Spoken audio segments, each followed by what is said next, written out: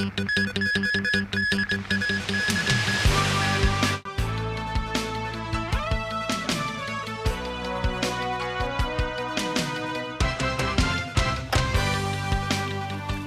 evening and thanks for joining us. The government is extending social distancing measures for 2 more weeks starting on Friday. But the 50% capacity restriction for restaurants will be lifted. Still, the arrangement is not sitting well with the catering sector legislator. Kana Chu has more. To ensure all the successes that Hong Kong have achieved over the last 3 months will not be wasted is to extend these social distancing measures for another 14 days. Various virus containment undertakings are due to expire at the end of Thursday, and the government has determined the best course of action right now is to hold them out until the 7th next month. With another round of bailout package soon coming to the rescue of affected enterprises, the government is confident businesses will be kept afloat amid the prolonged hiatus. You will have heard about a 100% loan guarantee scheme. I was told that 300 applications have been received by the banks, and 10 have already been approved by the Hong Kong Mortgage Corporation. Still, catering sector lawmaker Tommy Zhang saw nothing scientific or balancing in the government's decision. When you completely disregard the 100 cases to single digit to 0 case and still continue with such a stringent measure, not only is it hurting the entrepreneurs, basically you are hurting all the employees working there. For now, only the half-capacity rule for restaurants will be lifted. Having 1.5 meter apart of the tables, as well as having effective partition, probably the number of customers has already fallen below the 100%. On a wider scale, the government also hopes to err on the side of caution with relaxing social distancing rules. We also have to look at our capacity, including our testing capacity, our quarantine isolation facilities, the capacity of our healthcare system. There is a no fix and fast formula. As of Monday morning, authorities had issued 131 fixed penalty tickets to those violating a ban on public gatherings of more than 4 people. That's on top of 3 prosecutions carried out in recent weeks. Kana Chu, TVB News. Hong Kong recorded 4 new COVID-19 infections, bringing the city's total to 1,029. The latest infections are all returnees either from the U.S. or the UK.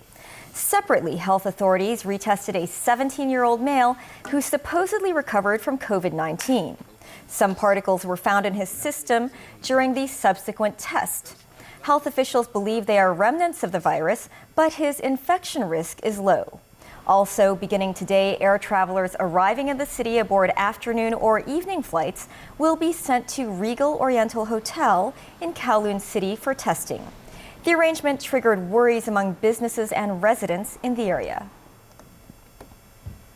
A temporary testing center at the AWE can actually hold people whose flight arrive in the morning or before noon. But for flights which we cannot control the time and also the arrival schedules that arrive in the afternoon or even in the evening, we want to provide a better resting area for people who have to wait overnight for the results. This is not a quarantine center. It is a center for waiting for the results. Shanxi province has reported 21 new COVID-19 patients, all who flew from Moscow.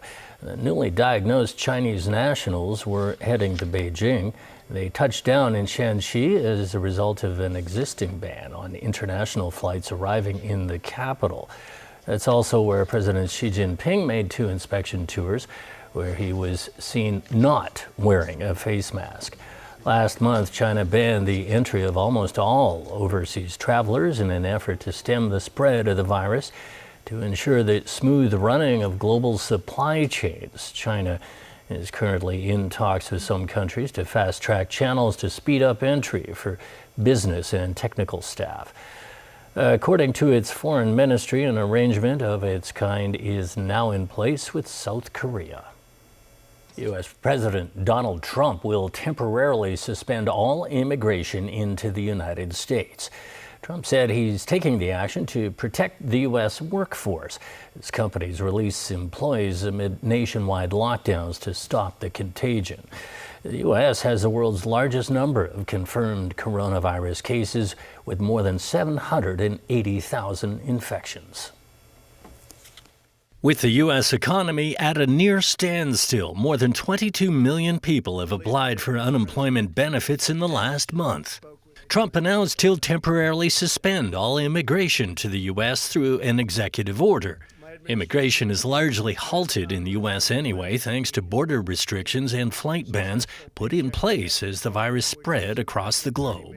Meanwhile, Trump continues to swat away criticism from many U.S. governors who say there isn't enough testing to safely open many parts of the country. November 3rd of this year, it's called the presidential election. No matter what I do, no matter where we go, no matter how well we do, no matter what, they'll say Trump did a terrible job, terrible, because that's their soundbite. That's the political soundbite. They know the great job we've done. In Congress, late-stage negotiations continue to drag on over a new $450 billion coronavirus aid package. Trump says he's hopeful a vote could be held later today. In hard-hit New York State, the governor said the federal and state governments will need to work together to implement a testing system, especially since the tests rely on a national supply chain. But for the third straight day, the number of people dying from COVID-19 has continued to slowly drop. That number is still horrifically high. If you're looking for the optimists' view, it's not as bad as it was, but 478 New Yorkers died yesterday. As demonstrations pop up around the country against stay-at-home orders, others say those protesters are endangering the public. The stay-home order ought to be in place until the doctors tell us it's safe. I don't think that you should risk your life in order to stimulate the economy. Well, the head of the World Health Organization is warning the worst is yet ahead in the COVID-19 pandemic. Speaking at a news conference in Geneva, the WHO Director General said the easing of movement restrictions does not mark the end of epidemic for any country. The remarks come as many countries begin to ease restrictive measures. Senior WHO officials also said they are not aware of any real-time communication between the WHO and the White House about the outbreak of the coronavirus in China in January. I'd be surprised if there weren't some science-based discussions going on around the implications of this event. In fact, I'd be quite shocked if there weren't. Since the 1st of January, and we've had 15 U.S. government secondees embedded in our program specifically on COVID. At the same time, having CDC staff means there is nothing hidden from the U.S. from day one. Because these are Americans who are working with us and it just comes naturally and they just tell what they're doing. And for WHO, it's open. We don't hide anything.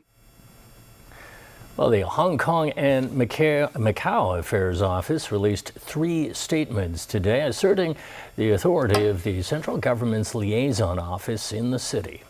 Meanwhile, Chief Executive Carrie Lam apologized for the confusion caused by recent SAR government statements about the liaison office. Pinky Wong reports. The Hong Kong and Macau Affairs Office has once again spoken out, this time with 3 statements. Like what it did last week, the office posted the statements online in the form of question and answer articles. A spokesman said the Central People's Government generally does not get involved with matters within the autonomy of Hong Kong. But if the situation seriously affects the principle of one country, 2 systems, the implementation of the Basic Law, and when it damages the country's and Hong Kong's fundamental interests, the central government must get involved with the matter. Another statement again singled out legislator Dennis Kwok, who has been presiding over meetings of the Electoral House Committee, which has yet to elect a chairman. It's that the attempts made by people like Dennis Kwok to paralyze LegCo have directly hindered the effective operation of Hong Kong's political system, the constitution, and the basic law. How is it possible for the central government to just sit and ignore such serious matter, the spokesman said. Presenting a warning, the Hong Kong and Macau Affairs Office said such a move reflected that the central government exercised overall governance, and it's for sure that their action is setting things right. Dennis Kwok was also slammed for filibustering in a bid to block the passage of the national anthem law.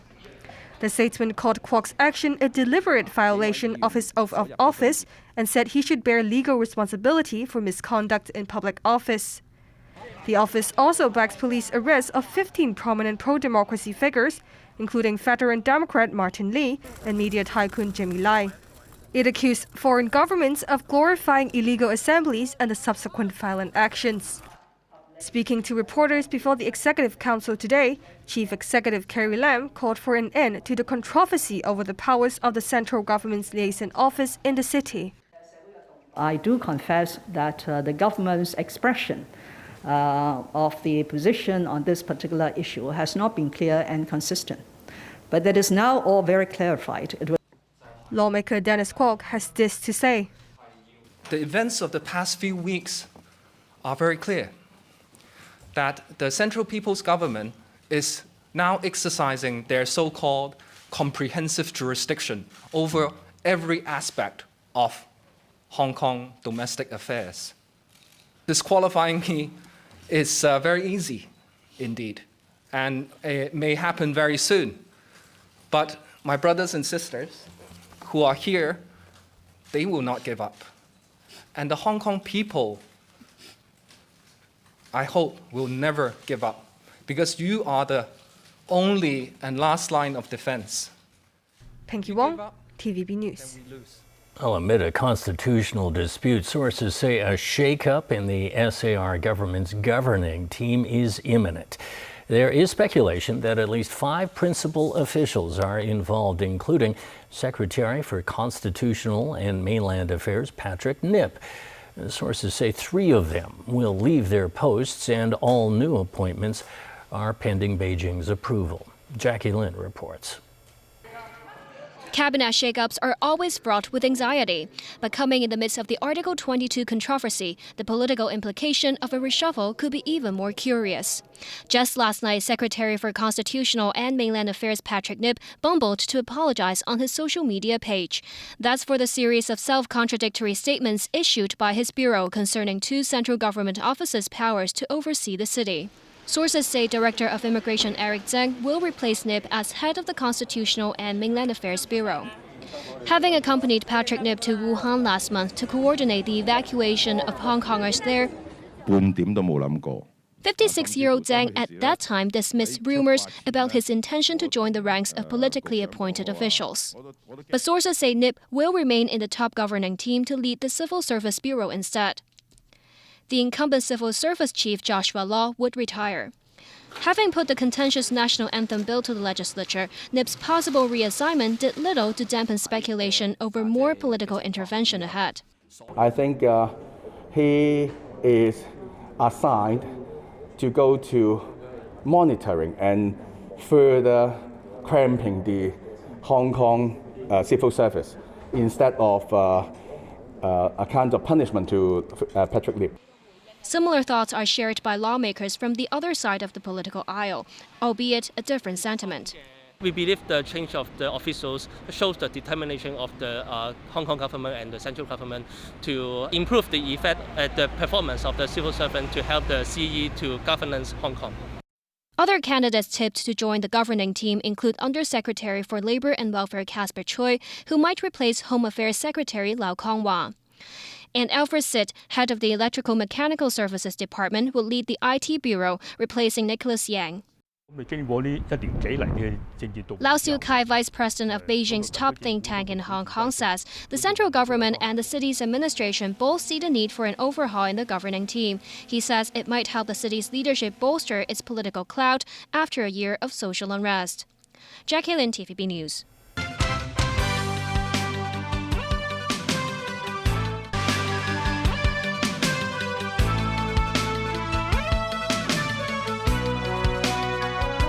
Hong Kong bookseller Lam Wing-Kei was attacked in Taipei this morning. Lam said a man threw red paint at him while he was eating at a cafe. He chased after the assailant, but in vain. Describing the attack as a threat by Beijing supporters, Lam said it's an attempt to prevent the opening of his new bookstore. Last year, Lam fled to the self-ruled island amid fears of persecution from the Chinese mainland. That's the news. Thanks for watching. Bye for now.